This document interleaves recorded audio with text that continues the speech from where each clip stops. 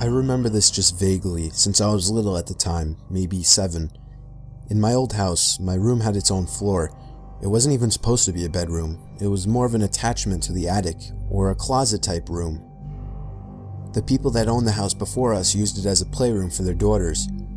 My room also had a huge closet door that was attached to the attic. The closet was elevated up so that you would have to climb a set of wooden stairs to get into it. It had a big sliding door, and it was completely packed with toys and other junk from my childhood. Since I was little at the time, I always got scared of being so separated from the rest of my family and having that huge closet in my room. Then there was this one night. I was laying in bed, afraid after watching a scary movie with my family. Then I heard the sound of a toy fall over up in the closet. I jumped out of my bed and ran to my parents' room. They told me there was no one in my closet. They saw how afraid I was, so they let me sleep in their room that night. The next night, I had kind of forgotten about it until I heard it again. The sound of a container of Legos spilling out everywhere up in the closet. Again, I ran to my parents' room and told them about it. My dad was starting to grow impatient with me. He reluctantly agreed to let me sleep in their room again. The next day, me and my mom checked the closet, and there it was. A pile of Legos lay on the floor, spilled out of the container. I thought this was proof that somebody was in my closet, but my mom assured me that it simply fell over. That night, my dad locked his door. He said he was tired of my nonsense. I couldn't sleep that night.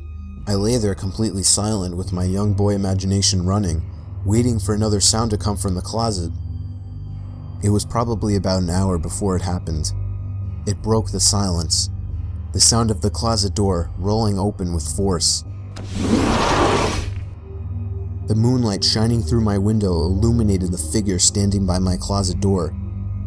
I let out the most horrific, ear-piercing scream you've ever heard, as pure terror swept over my body, a feeling that I still remember today. The figure jumped down from the closet and ran out of my room and out the front door of my house.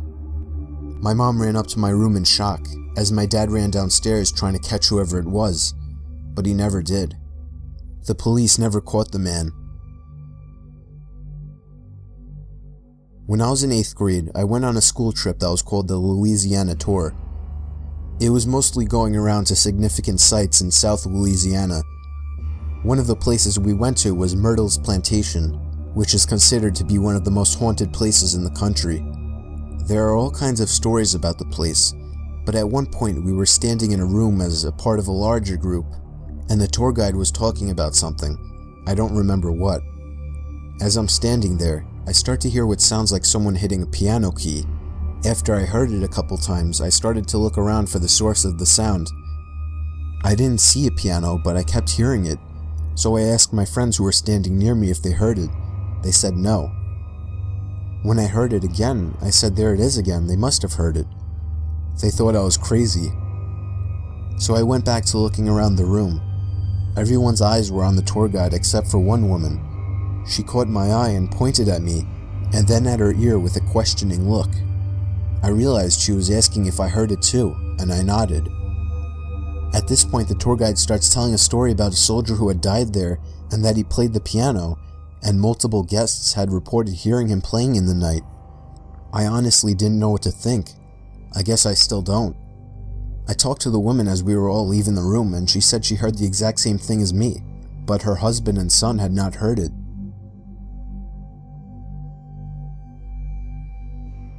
It was near Halloween time when my friends and I were telling ghost stories. My friend said she was going to tell a story about her parents' first date. She said she didn't like telling the stories since it was actually true, but we prodded her on. To cut to the chase, the parents had a nice, if awkward, first date, and around the time that they would have said goodnight, the male in the situation, who's my friend's dad, suggested that they go for a midnight hike up Provo Canyon. He apparently knew the place, since he had done a fair amount of rock climbing in the area. So the two drove up the mouth of the canyon, got out of their cars, and started hiking under just the light of the stars, since it was a new moon. At some point, the man starts getting a bad feeling, since the pathway ahead, which would pass under some trees, would be dark, and because it was getting quite late. He ignores the feeling and presses on. A minute later, the feeling came back to the man. He ignored it again and started walking a bit of the way into the trees when his foot hit something soft in the middle of the path. Under the trees, it was too dark to see just what this soft thing was, and the feeling came back stronger than ever. Instead of finding out what his foot had bumped into, he and the woman both agreed to hightail it out of there. Years later, after being married for some time, they were watching an interview with the serial killer Ted Bundy. In response to a question asking him to describe the time that he felt the closest to being caught, he explained about the night that he lured a girl into Provo Canyon and had just killed her when he heard some people coming up the trail. He explained how he hid in the trees just in time, only to watch some guy walk right into the body, and for some reason, just turn around and walk away. My school's library is open until 2 in the morning for the idiots like me that don't do their essays until the last minute. It's a pretty small building and most of the books are in the basement area called the stacks. Just to give you a quick layout, there's the big main stairs that go down to the stacks, a vending machine room, and the long hallway with the 4 entrances into the stacks. The stacks are 2 really big rooms on opposite sides of the hallway with a huge amount of bookshelves and study desks lining the walls.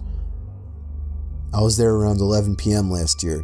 It was a pretty research-intensive essay, so I was down in the stacks working in one of the study desks, so I didn't have to keep going upstairs and downstairs again. I had been there for maybe 2 hours, and everyone except for a boy working a few desks down from me had already left. I was pretty zoned out by this point. It was an 8 a.m. class, so I didn't have much time until it was due, and I was sort of panicking. So it really pissed me off when I heard someone flipping through book pages really fast to make them do that loud whipping noise at the other end of the room. I sort of ignored it for a while, thinking they'd go away eventually, but they just kept doing it. After about 5 minutes, I got sick of it and started to walk over to tell them to knock it off. I get about 3 steps across the room and it just stops. I sat back down and it was quiet again, only for like 10 minutes before the flipping pages noise started again, only loads louder, like they'd grabbed a huge book that time. The boy started to get pissed off too, and he stood up and started walking around through the bookshelves trying to find them. It kept going, so I got up too and started looking around with him. It got really loud and it was pretty obvious where it was coming from by that point, so we started walking towards it. He was on one side of the shelves and I was on the other. We walked all the way down the shelves. No one there. We hadn't seen anyone come in the stacks and we were on the side of the room with the entrances. No way could anyone have come in without us seeing them. The noise stopped again and we both sort of just slowly walked back to our seats. I assumed it was just a fan or something in the other room and I really needed to get my essay done. We sat down and immediately the noises started again. It sounded like it was coming from right next to the guy's chair. He shoved his stuff in his bag, looked at me, said, "Fuck this," and took off. I was out of there maybe 5 seconds behind him. I still won't go back in the stacks at night, even when there's other people down there.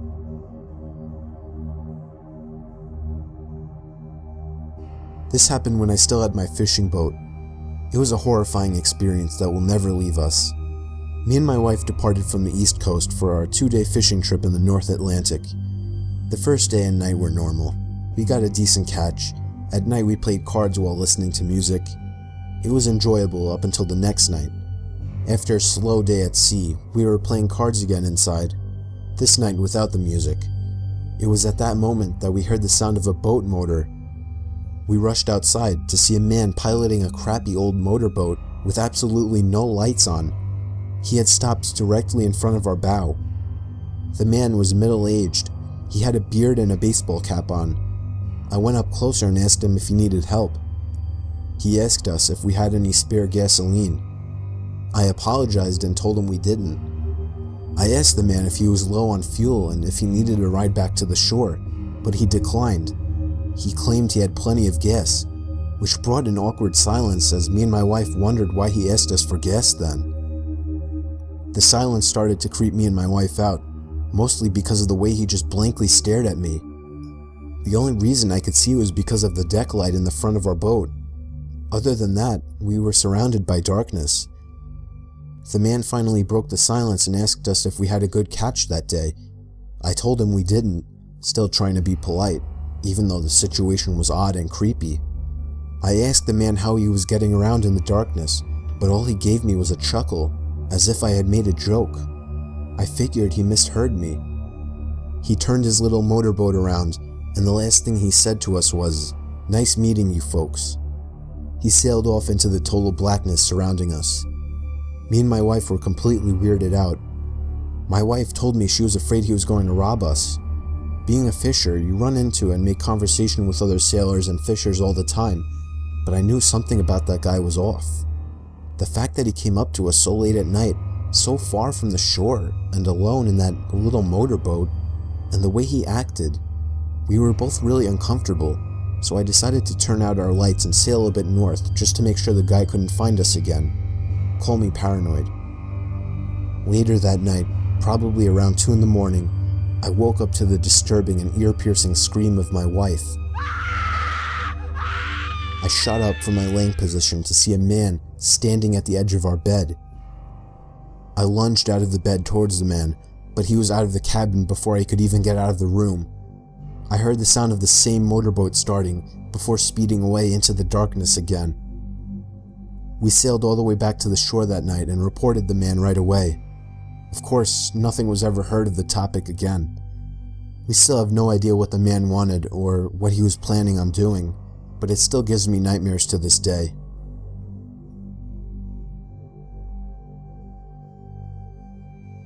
The way my bedroom was laid out was that across the room from my bed, there's a small alcove that does not receive any light because of the closet that's slightly in front of it. So the closet blocks the ceiling light and the ambient light from outside when it's dark. I was in 4th year high school and was trying to sleep but couldn't. You know that feeling like someone's staring at you? I was feeling it. I couldn't shake it, and it just felt like whatever was staring at me had such malicious intent in it. I opened my eyes and my gaze was drawn to that dark corner of the room where I saw a hazy, darker outline in it. I got goosebumps, but thought that it was nothing there. I'm just imagining things. I closed my eyes again, trying to force myself to get sleep, but I can't shake that evil feeling stare. Then, there was a creak sound, the sound from somebody putting pressure on the floor. I opened my eyes again, and that shadow thing was in the opposite corner now. All my inner senses went ballistic, and I threw my pillow and blanket over my head as I cried myself to sleep, all while hoping that the thing wouldn't come closer. I know I didn't imagine or dream it, and it still sends chills down my spine to this day.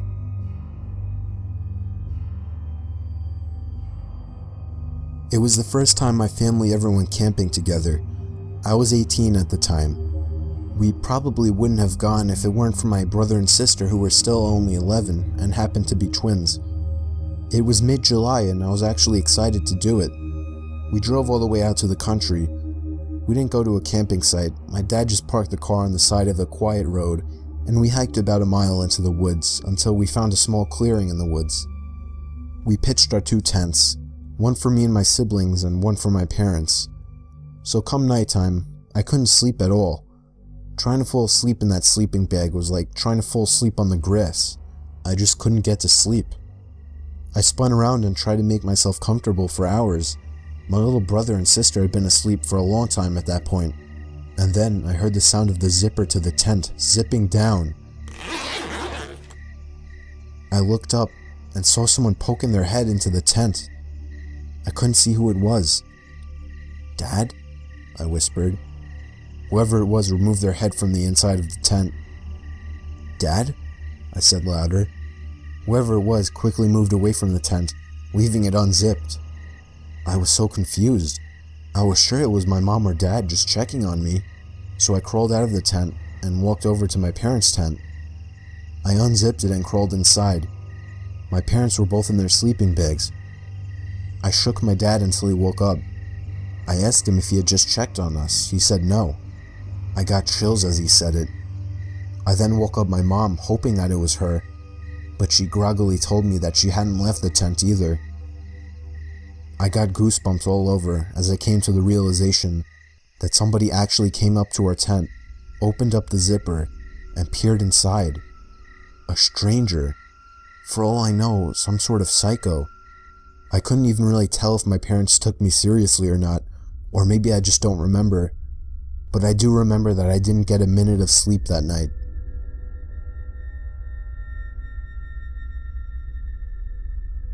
My parents were on their honeymoon to Key West.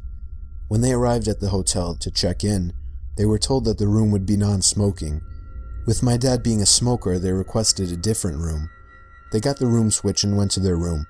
As they got off the elevator, the smell of fresh paint was overwhelming. Down the hall there was a painter with all necessary supplies laid out around him as he was painting the wall.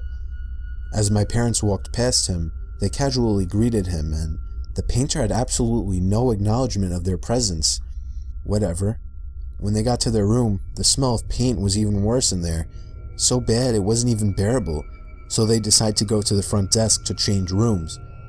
When they explained the situation, the attendant looked very confused and informed them that there wasn't a scheduled paint job on that floor for that day, but agreed to change their room anyway.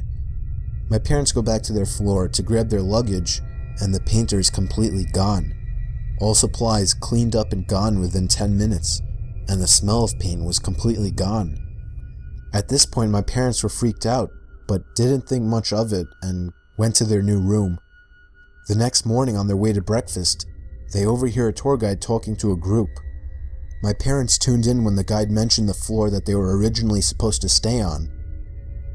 Apparently a long time ago, there was a painter on that floor painting and fell down the elevator shaft to his death. Now my parents don't normally believe in the paranormal, but after an event like this that they had no explanation for, it freaked them out a good bit.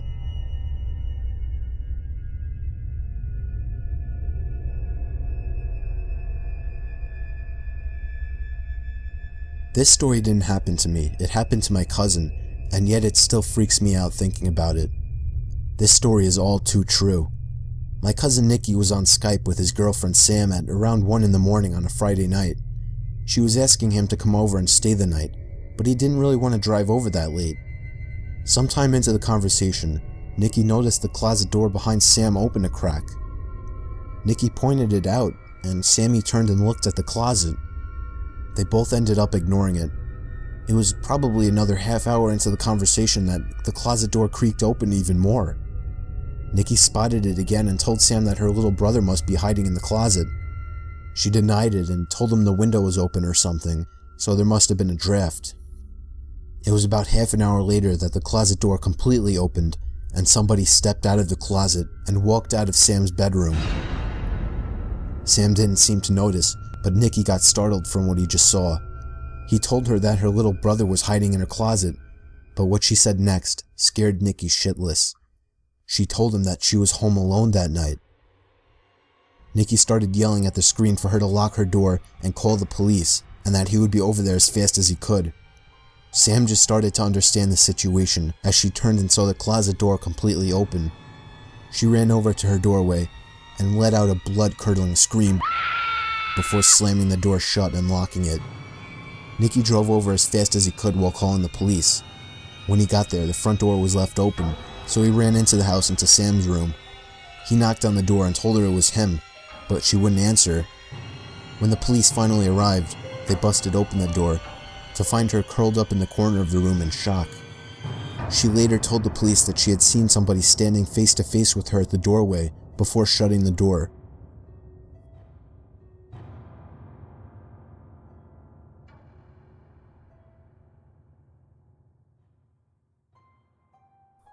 It was a dark and stormy night, the kind of stormy that I loved, thunder and lightning roaring, so I was staying up late watching movies. I lived with my dad, but he wasn't home that night, he was working nights. Anyway, after I finished watching the movie Forrest Gump for the 100th time, I decided 2 a.m. was a good time to get some shut-eye. I loved going to sleep during thunderstorms.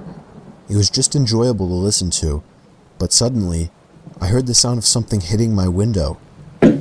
It wasn't the sound of rain hitting the window, but in such a big storm I didn't think much of it and put my head back down. But a few seconds later, the same noise.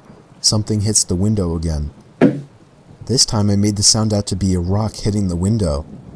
My heart started racing. It couldn't be my dad. He would call if something was wrong. Another rock hits the window. I found myself glued to my bed. I didn't want to look out the window, but whoever was outside surely knew I was up there.